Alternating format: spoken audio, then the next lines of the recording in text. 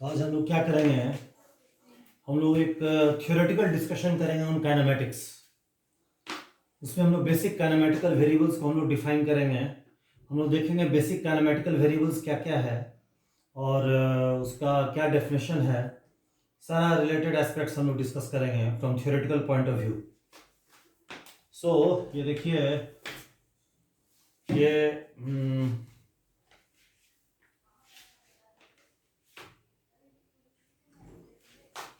Kinematics.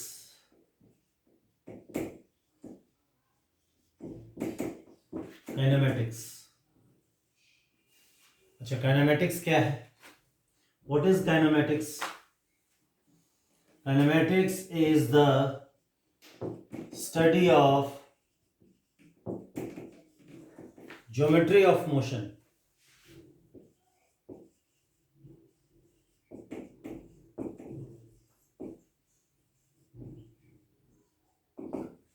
Kinematics is the study of geometry of motion with respect to WRT, with respect to a particular reference frame.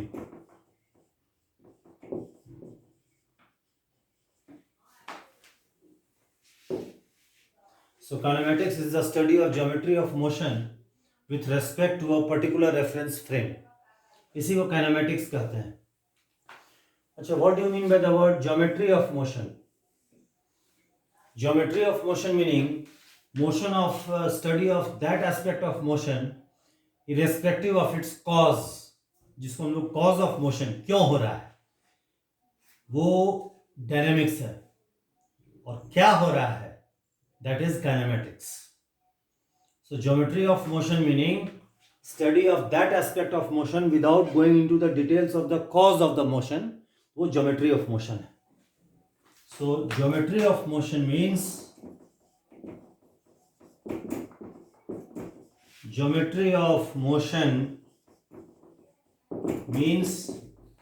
study of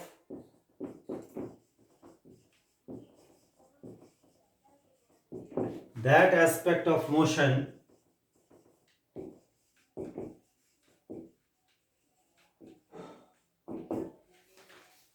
without going into the details of cause of the motion, without going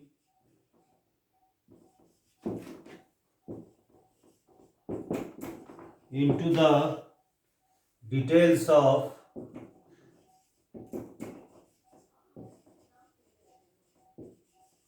cause of motion.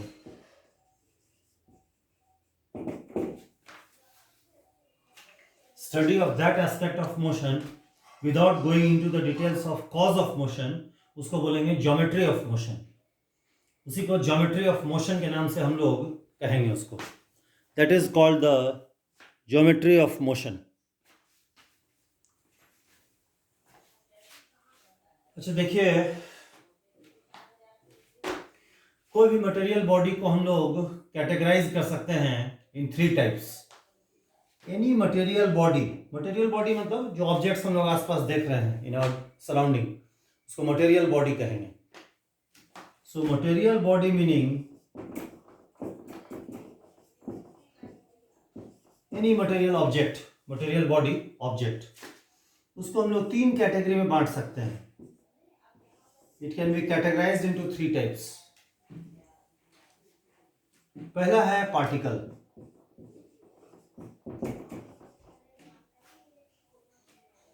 दूसरा है rigid body, और तीसरा है deformable body.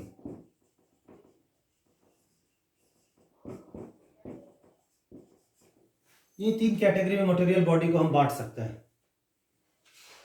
अच्छा particle देखिए, जब mechanics में हम लोग पार्टिकल का बात करते हैं, particle is an entity having 0 size.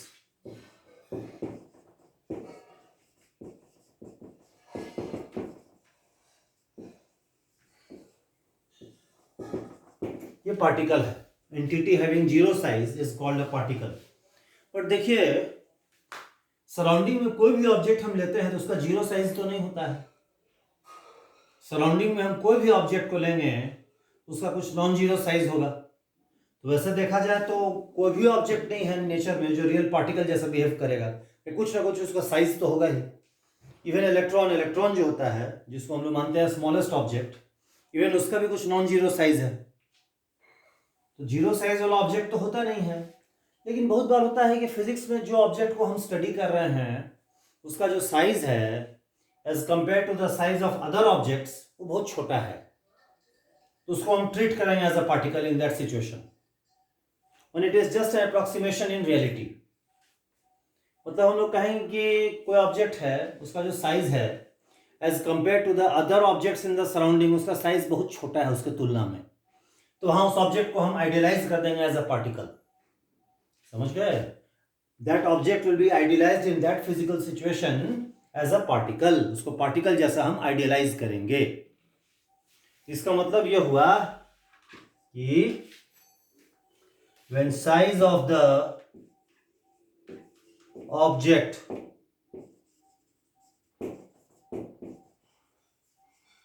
under consideration is very small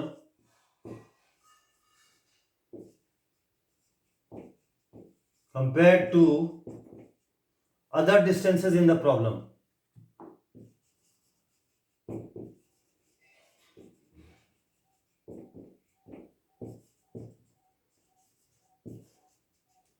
then this object will be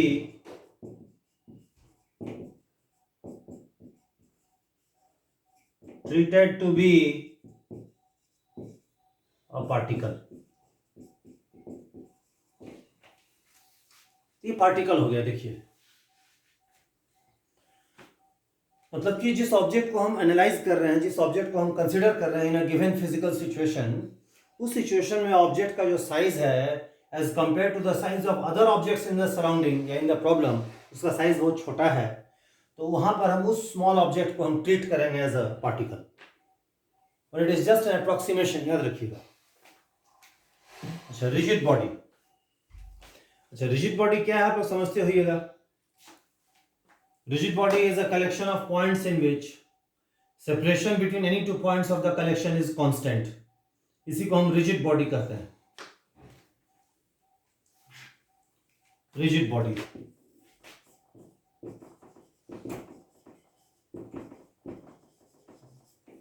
rigid body is a collection of points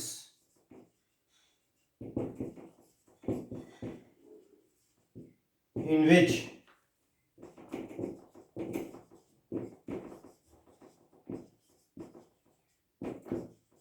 separation between any two points is a constant, उसी को rigid body कहते हैं। अच्छा, जो rigid body होगा उसका shape size कभी भी चेंज नहीं करेगा, कारण कि उसके दो पॉइंट के बीच का डिस्टेंस कांस्टेंट होता है। तो rigid body can not be deformed under any circumstance. shape and size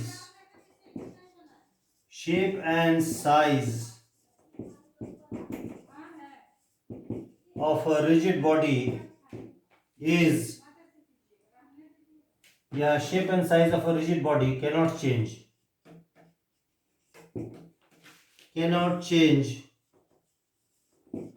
in any case।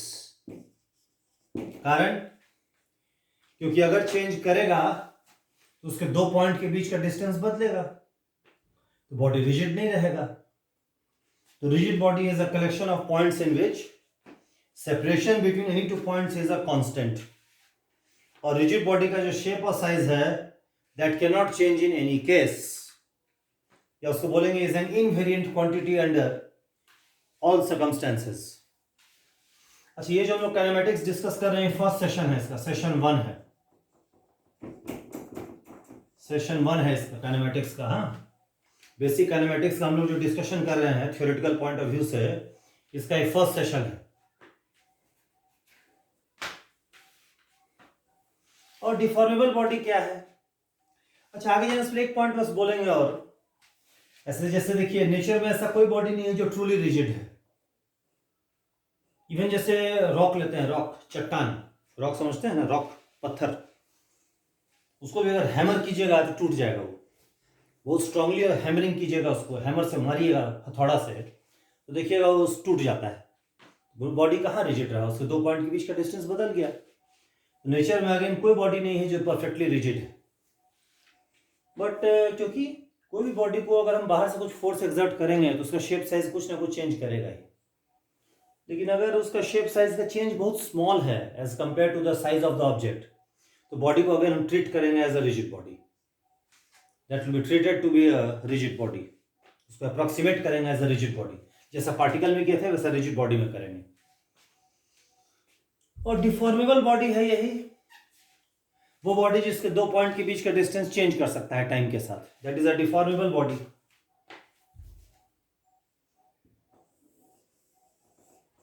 Deformable body,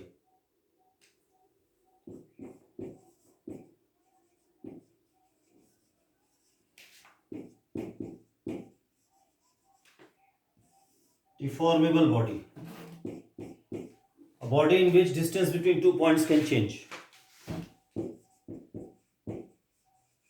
a body in which distance between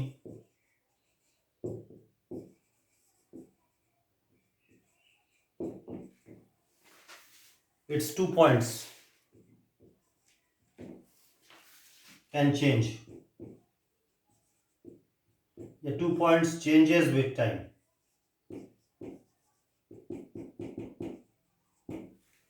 Common example, a gas in a balloon. balloon में जो gas है वो एक deformable body का example है। That is an example of a deformable body.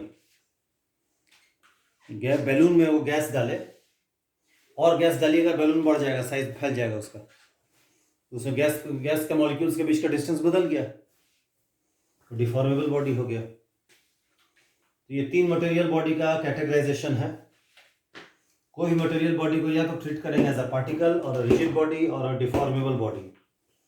किसी material body का यही मेरा जनरलाइजेशन होगा, कैटेगराइजेशन होगा। ठीक है, अच्छा आगे बढ़ते हैं। तो काइनेमैटिक्स क्या है बता दिए, ज्योमेट्री ऑफ मोशन क्या है बता दिए, मटेरियल बॉडी को हम लोग 3 कैटेगरी में बांट सकते हैं बता दिए, पार्टिकल क्या है, रिजिड बॉडी क्या है, डिफॉर्मेबल बॉडी क्या है वो भी बता दिए। ये आप लोगों को समझ में आ चुका है। इसको मिटा देते हैं।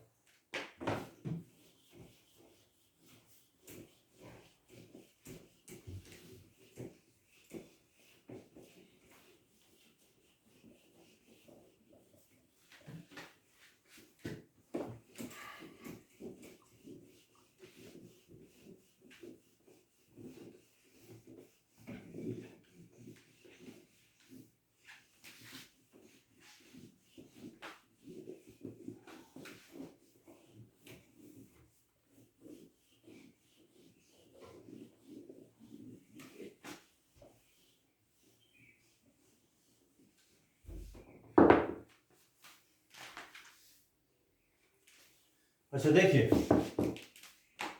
जैसे हम मटेरियल बॉडी को 3 कैटेगरी में बांटे हैं, वैसे ही काइनेमैटिक्स को हम लोग 3 कैटेगरी में बांट सकते हैं। काइनेमैटिक्स जो है can be categorised into 3 types. Kinematics is of 3 types.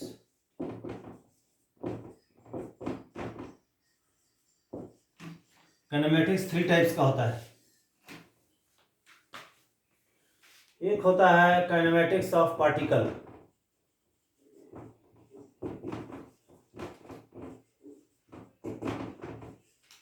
Kinematics of particle होता है एक, काइनेमैटिक्स ऑफ पार्टिकल। इसमें हम लोग क्या पढ़ते हैं, काइनेमैटिक्स ऑफ ऑब्जेक्ट जिसको हम ट्रीट किए हैं एज अ पार्टिकल, और रिजिड बॉडी अंडर ट्रांसलेशन, ये दोनों चीज इसमें स्टडी होता है। इसमें हम लोग स्टडी करते हैं kinematics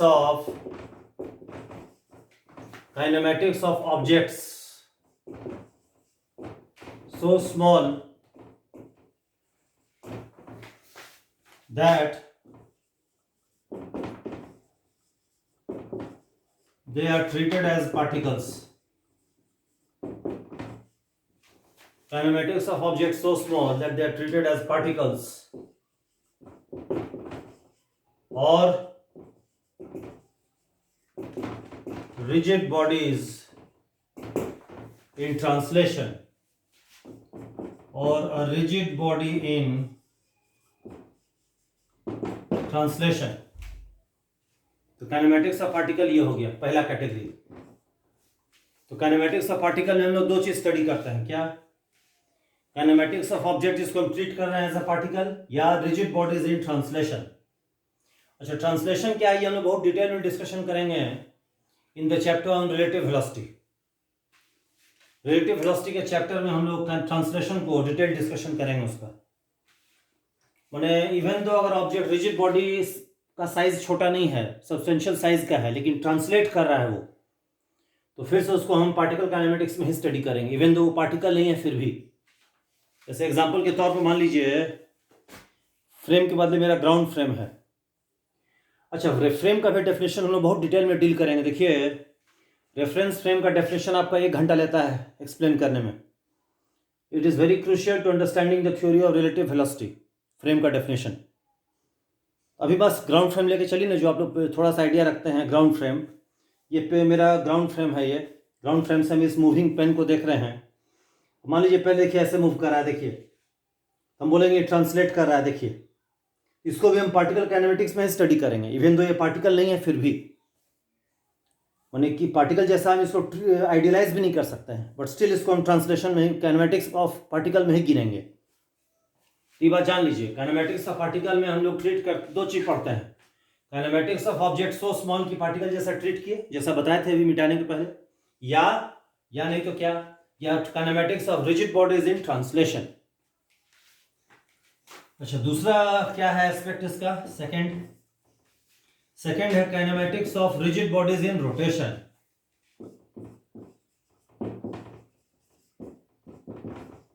kinematics of rigid bodies in rotation.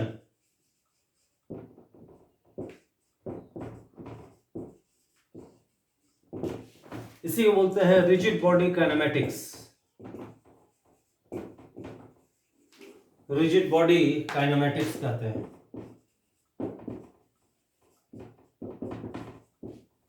तो kinematics of rigid bodies in rotation, जिसको बोलते हैं रिजिड बॉडी काइनेमेटिक्स.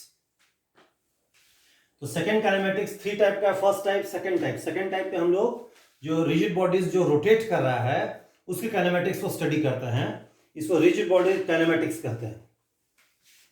और थर्ड आपका है kinematics of deformable bodies.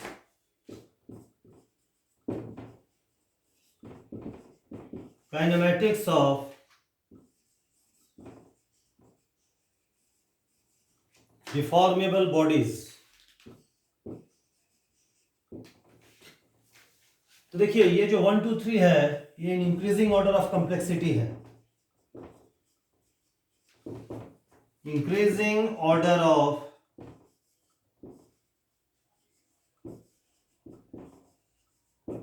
Complexity है. ये 3 टाइप का काइनेमेटिक्स होता है. एक काइनेमेटिक्स ऑफ पार्टिकल, एक रिजिड बॉडी काइनेमेटिक्स, और एक काइनेमेटिक्स ऑफ डिफॉर्मेबल बॉडीज. ये 3 टाइप का काइनेमेटिक्स हुआ करता है.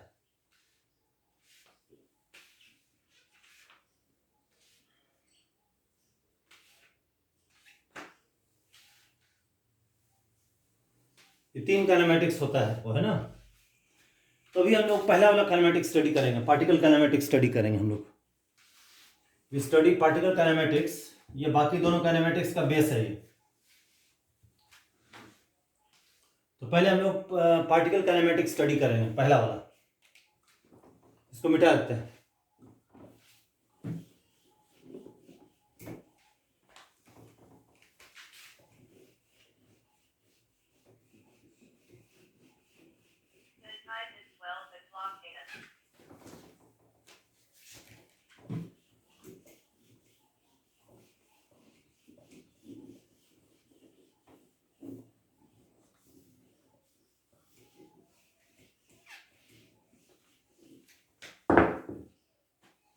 हम लोग पहला पार्टिकल काइनेमेटिक्स स्टडी करेंगे, पार्टिकल काइनेमेटिक्स।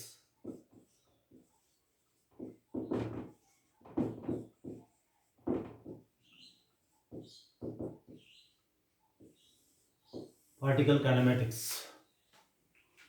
तो पार्टिकल क्या है, पार्टिकल काइनेमेटिक्स क्या है, ये आप लोग को हम बता चुके हैं। पार्टिकल क्या है, पार्टिकल काइनेमेटिक्स क्या है, ये आप लोग को हम एक्सप्लेन कर चुके हैं।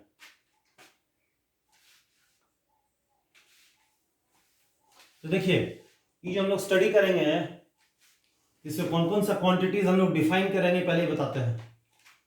क्वांटिटीज टू बी डिफाइंड,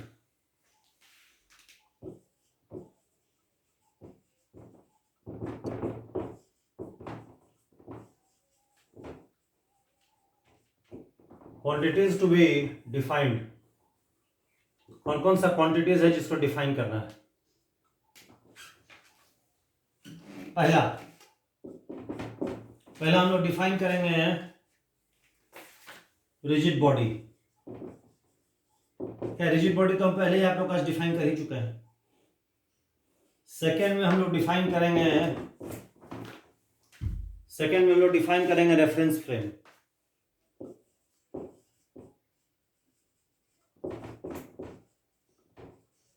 अच्छा, ये जो रेफरेंस फ्रेम का डेफिनेशन बोलेंगे, ये प्रोविजनल डेफिनेशन है। आगे हम लोग देखेंगे रेफरेंस फ्रेम डिफाइन करेंगे, इट टेक्स 1 आवर। ये बस provisional definition of reference frame अभी काम चलाओ बताएंगे। रिलेटिव वेलोसिटी चैप्टर में रेफरेंस फ्रेम को हम लोग और डिटेल डिस्कशन करेंगे, बहुत डिटेल में डिफाइन करेंगे। बिना इसके एग्जैक्ट पूरे डेफिनेशन जाने हुए आपका रिलेटिव वेलोसिटी का थ्योरी कंप्लीट नहीं होगा। इवन तो आप न्यूमेरिकल सॉल्व कर लीजिए, वो दूसरा बात है। तो रेफरेंस फ्रेम, इसका प्रोविजनल डेफिनेशन देंगे अभी।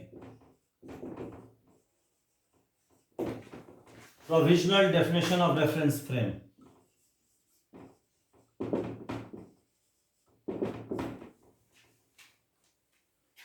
थर्ड हम लोग डिफाइन करेंगे, थर्ड में हम लोग डिफाइन करेंगे ये, थर्ड में हम लोग डिफाइन करेंगे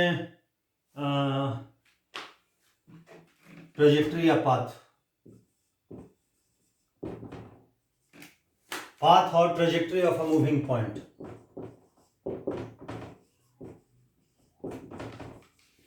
पाथ और trajectory of moving point. Fourth में हम लोग डिफाइन करेंगे बेस लोकेशन।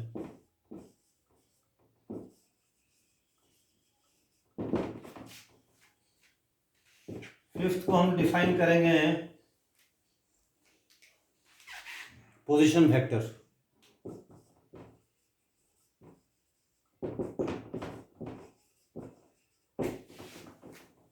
सिक्स्थ में हम लोग डिफाइन करेंगे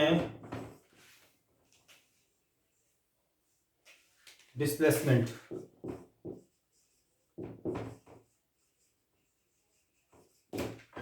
सिक्स्थ में हम लोग डिस्प्लेसमेंट डिफाइन करेंगे।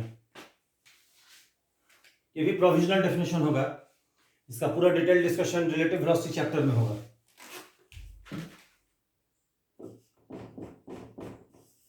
फिर हम लोग डिफाइन करेंगे average velocity. We define average velocity.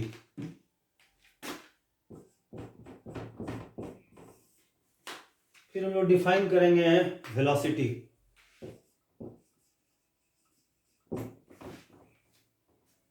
फिर हम लोग डिफाइन करेंगे स्पीड। फिर 10th में हम लोग डिफाइन करेंगे एवरेज एक्सेलरेशन। Average acceleration.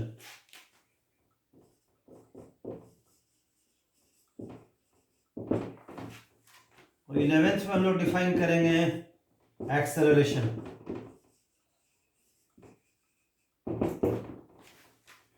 कुल मिला के देखिए 11 क्वांटिटी है जो हम लोग को डिफाइन करना है।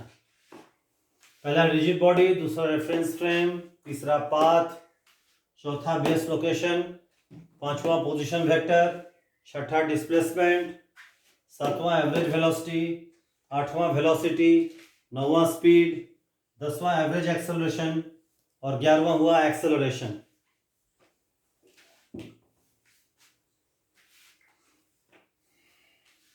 ये कुल मिला के 11 वो क्वांटिटी है जो हम लोग स्टडी करेंगे। तो वन बाय वन करके हम लोग पढ़ते हैं जरा। अच्छा, रिजिड बॉडी डिफाइन कर चुके हैं ऑलरेडी, इसमें कुछ डिफाइन करने को नहीं है। तो पहला रिजिड बॉडी ऑलरेडी डिफाइंड।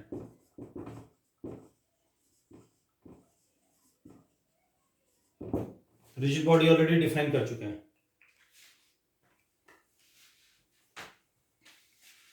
तो सेकेंड देखिए, reference frame. Reference frame second है मेरा रेफरेंस फ्रेम। अच्छा, रेफरेंस फ्रेम को कैसे डिफाइन कीजिएगा? देखिए, अभी खाली हम इसका प्रोविजनल डेफिनेशन दे रहे हैं। Reference frame is a rigid body of infinite size. इसी को रेफरेंस फ्रेम कहते हैं। तो रेफरेंस फ्रेम जो है is a rigid body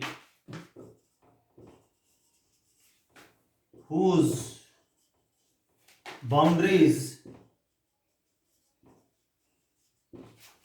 hypothetically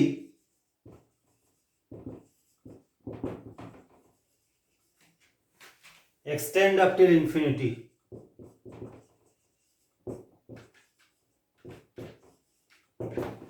Extend up till infinity. यही रेफरेंस फ्रेम होता है।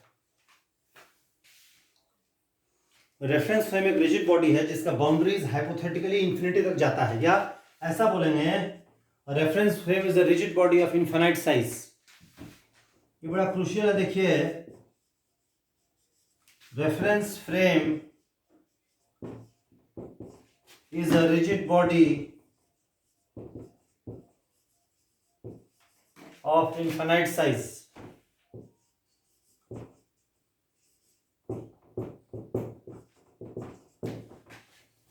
देखिए, ये खाली प्रोविजनल डेफिनेशन बताए हैं। देखिए, जैसे देखिए, ये को समझाने के लिए थोड़ा सा बेसिक थोड़ा बता रहे हैं, डिस्कस कर रहे हैं। जैसे हम लोग ग्राउंड के फ्रेम का बात करते हैं, ग्राउंड फ्रेम। तो ग्राउंड फ्रेम ये बोलते हैं, तो क्या ग्राउंड आप जानते हैं अर्थ स्फीयर है, जिसका कितना रेडियस है? 6400 किलोमीटर रेडियस है अर्थ का। अच्छा, ग्राउंड का जब फ्रेम का बात करेंगे, ग्राउंड का फ्रेम का, तो हम मानेंगे कि अर्थ का फ्रेम जो है, ग्राउंड फ्रेम यानी अर्थ फ्रेम, वो स्फीयर ऑफ 6400 किलोमीटर नहीं है, but sphere of infinite size है, वो ग्राउंड फ्रेम बोलेंगे। जैसे देखिए, ये मेरा अर्थ है, ये इसका सेंटर है, ये इसका रेडियस आर ई है। अर्थ का रेडियस आप जानते हैं कितना होता है? 6400 किलोमीटर। अर्थ का रेडियस 6400 किलोमीटर है, अर्थ का, ये ग्राउंड जिसको बोलते हैं। जब हम अर्थ का फ्रेम का यानी ग्राउंड के फ्रेम का बात करेंगे, यानी अर्थ के फ्रेम का, तो हम मानेंगे अर्थ का फ्रेम जो है एक स्फीयर है जिसका रेडियस 6400 किलोमीटर नहीं होके इनफाइनाइट किलोमीटर्स है, इनफाइनाइट साइज का स्फीयर है। तो अर्थ फ्रेम या ग्राउंड फ्रेम जब बोलेंगे, अर्थ फ्रेम और ग्राउंड फ्रेम, तो उस केस में बोलेंगे radius of this frame is infinite. तो मीन करेंगे sphere of radius infinite radius, sphere of infinite radius. ये अर्थ फ्रेम या ग्राउंड फ्रेम बोलेंगे तब ये मतलब होगा। अच्छा, देखिए, अभी हम एक बात बोलते हैं, स्वाभाविक है आप लोग को इसके बारे में बहुत डाउट होगा, ये कैसे पॉसिबल है भाई कि इनफाइनाइट साइज का कोई रिजिड बॉडी हो। एनीवे, अभी इतना ही मान के चलिए ना, रिलेटिव वेलोसिटी में बताएंगे, पूरे डिटेल में समझाएंगे क्या मीन करता है। तो अभी इतना ही रहने दीजिए, रिलेटिव रेफरेंस फ्रेम का डेफिनेशन इतना ही अभी रहने दीजिए इसको। तो रिजिड बॉडी डिफाइन कर दिए, रेफरेंस फ्रेम का प्रोविजनल डेफिनेशन हम बता दिए। इसको मिटा आते हैं ऊपर। हाँ,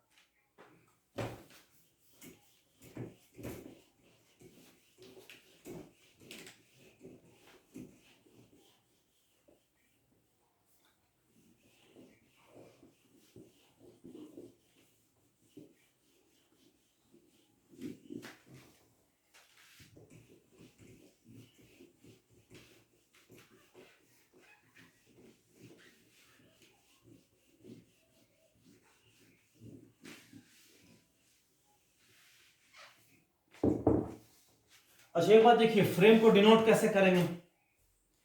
फ्रेम को डिनोट करेंगे by a closed curve of arbitrary shape, और एक अल्फाबेट उसको असाइन कर देंगे उसको आइडेंटिफाई करने के लिए। उन्हें फ्रेम जब भी बोलेंगे रेफरेंस फ्रेम, तो उसको हम रिप्रेजेंट करेंगे by a closed curve, represented by a closed curve.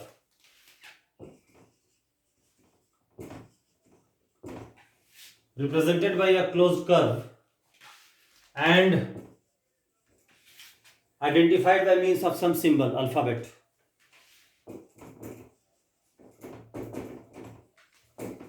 Identified by some symbol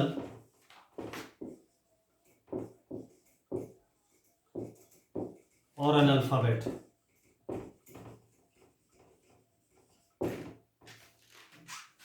Sometimes number से भी असाइन कर सकते हैं, और नंबर तो वैसे देखिए, ये मेरा कोई फ्रेम है, ये कोई क्लोज कर्व है आर्बिट्ररी शेप का, इसको आइडेंटिफाई करेंगे फ्रेम एफ से, वो एफ को बोलेंगे फ्रेम एफ, या ए लिखेंगे तो फ्रेम ए, या बी लिखेंगे तो फ्रेम बी, उस तरह से। तो फ्रेम का प्रोविजनल डेफिनेशन आप लोग को हम बतला दिए।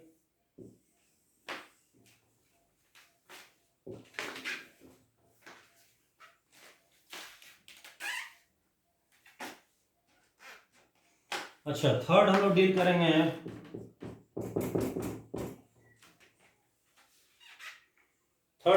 करेंगे, इससे।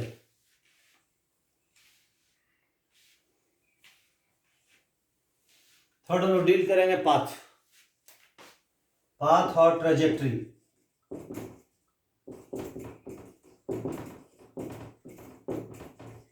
Of a moving point.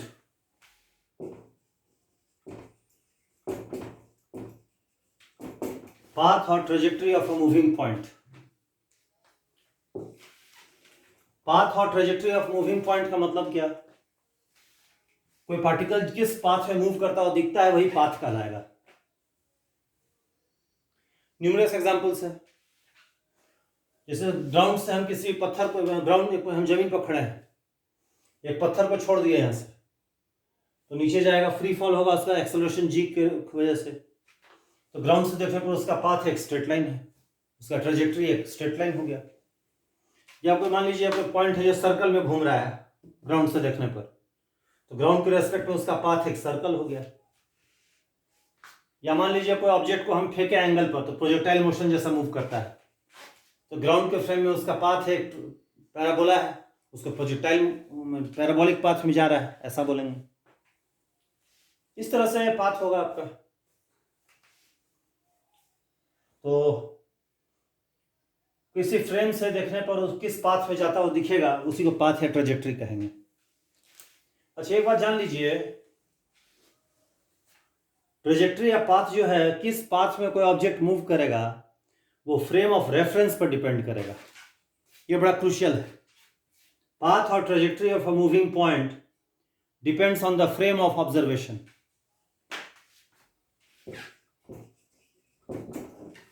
Path और ट्रेजेक्ट्री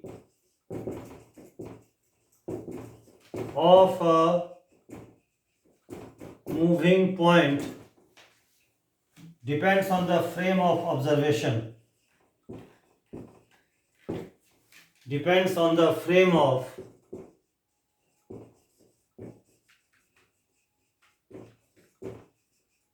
observation. मूविंग पॉइंट का जो पाथ है, ट्रेजेक्ट्री होता है, वो फ्रेम ऑफ ऑब्जर्वेशन पर डिपेंड करता है। That depends on the frame of observation. इसका मतलब क्या हुआ? मतलब ये हुआ कि एक ही ऑब्जेक्ट को अगर अलग अलग फ्रेम से ऑब्जर्व करेंगे, तो उसी ऑब्जेक्ट का दोनों फ्रेम में पाथ इन जनरल आइडेंटिकल नहीं होके डिफरेंट होगा। पाथ जब भी बोलते हैं मूविंग पॉइंट का, तो किसी फ्रेम के रेस्पेक्ट में वो है, it is with respect to a particular frame. एक ही बिना फ्रेम के पाथ किस पाथ में जा रहा है, बिना फ्रेम स्पेसिफाई किए हुए, this has no meaning. Path आपको बताने के लिए आपको पहले बताना होगा किस फ्रेम से उसको आप देख रहे हैं, अकॉर्डिंगली उसका कुछ पाथ होगा उस फ्रेम से देखने पर। उसी ऑब्जेक्ट को हम किसी और फ्रेम से देखेंगे तो उसका पाथ कुछ और हो जाएगा। तो path of observation, path of a moving point वो फ्रेम ऑफ ऑब्जर्वेशन पर डिपेंड करता है। ये बड़ा क्रूशियल है। बिना फ्रेम स्पेसिफाई किए हुए पाथ या ट्रेजेक्टरी का कोई मीनिंग नहीं है। There is no meaning to the path और frame without specifying the frame of observation. जैसे बस एक एग्जांपल स्टेट कर रहे हैं अभी। एग्जांपल के तौर पर देखिए, इमेजिन कीजिए वो फाइटर प्लेन है, ये फाइटर प्लेन है, देखिए ये ग्राउंड फ्रेम में कांस्टेंट स्पीड से जा रहा है। से इसका स्पीड है से 200 किलोमीटर पर आवर से कांस्टेंट स्पीड से जा रहा है ग्राउंड फ्रेम में। और यहां से वो ये शेल फायर करता है, शेल, गोला। अब ये शेल को जब फायर किया उस समय जस्ट जब वो शेल हवाई जहाज से निकला उस समय ग्राउंड के रेस्पेक्ट में उसका भी v स्पीड था। अब ग्राउंड से अगर देखिएगा इसका पाथ कुछ ऐसा होगा। देखिए ये इसका पाथ होगा, path of shell with respect to ground. और इसी शेल का पाथ अगर हवाई जहाज से देखिएगा, इसका पाथ एक वर्टिकल स्ट्रेट लाइन होगा। ये vertical path of the shell होगा as seen from the aircraft. ये फाइटर प्लेन है।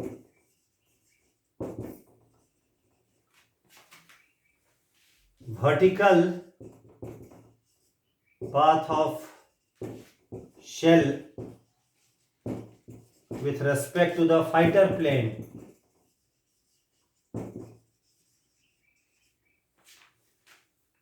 तो पाथ आपका कि डिपेंड करेगा किस फ्रेम से उसको आप ऑब्जर्व कर रहे हैं, उस पर पाथ जो है डिपेंड करेगा। मूविंग पॉइंट का जो पाथ है, ट्रेजेक्टरी होगा, वो फ्रेम ऑफ ऑब्जर्वेशन पर डिपेंडेंट होगा। That will be dependent on the frame of observation. जान लीजिए इसको। तो ये पाथ इतना ही देखिए, ऐसे क्यों होगा, अगेन रिलेटिव वेलोसिटी में हम लोग डिटेल में डिस्कशन करेंगे। किसी मूविंग ऑब्जेक्ट का पाथ का है फ्रेम ऑफ रेफरेंस पर डिपेंड करेगा, ये हम लोग डिस्कस करेंगे in great detail in the chapter on relative velocity. ठीक है, इसको मिटा देते हैं।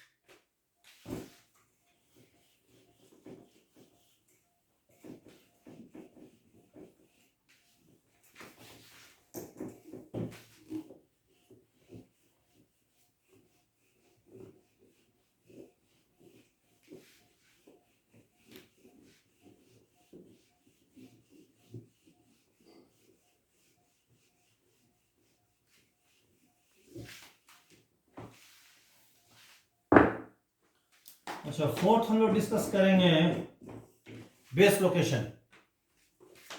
बेस लोकेशन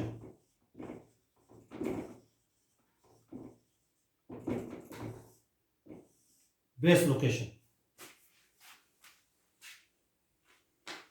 अच्छा, बेस लोकेशन क्या है? बेस लोकेशन जो है उस गिवन फ्रेम एफ का कोई लोकेशन है जहां से हम किसी मूविंग ऑब्जेक्ट को ऑब्जर्व कर रहे हैं। That is called the base location. अच्छा, अभी जान लीजिए, अभी हम लोग केवल एक फ्रेम का बात कर रहे हैं। अभी हम लोग एक से ज्यादा फ्रेम का बात नहीं कर रहे हैं, केवल एक फ्रेम से देख रहे हैं। तो base location meaning, base location meaning हुआ कि लोकेशन, कौन सा लोकेशन जो कि गिवन फ्रेम एफ में फिक्स्ड है। अभी हम मान के चल रहे हैं कोई फ्रेम एफ से देख रहे हैं किसी ऑब्जेक्ट को, मूविंग ऑब्जेक्ट या मूविंग पॉइंट को। तो location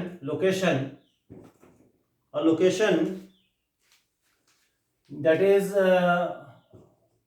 a point fixed with respect to f.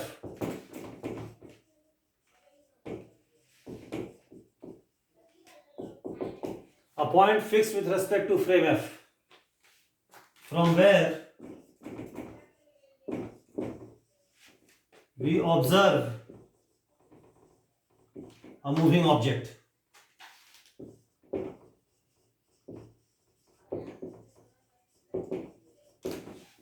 उसी को बोलेंगे base location. A location that is a point which is fixed with respect to frame f, from where we observe a moving point इसी को हम लोग base location कहते हैं, that is called the base location, इसी को base location कहते हैं। अच्छा एक बात जान लीजिए, बेस लोकेशन को हम ओ से डिनोट करेंगे, denoted by O. Base location को हम लोग ओ से डिनोट करेंगे, base location will be denoted by O, base location को हम लोग ओ से डिनोट करेंगे। अच्छा बेस लोकेशन का चॉइस आर्बिट्ररी है, choice of base location is arbitrary.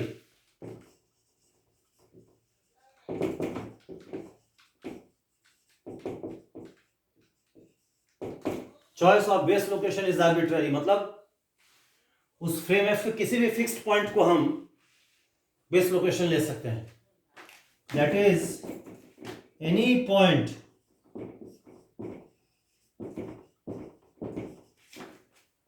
which is fixed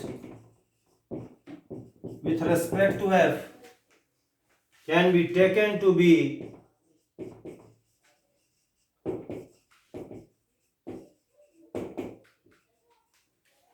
the base location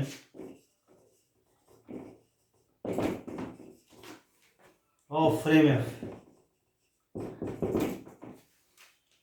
कोई भी पॉइंट जो f में फिक्स्ड है that can be taken to be the base location of the frame f।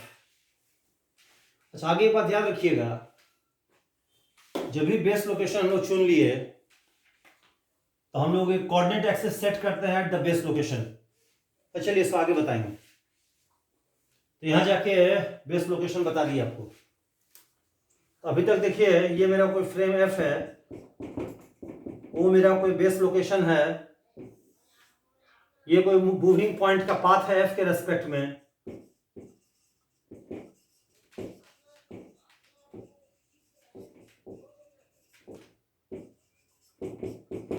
Path of moving point with respect to F, वो जो है मेरा base location है एफ में।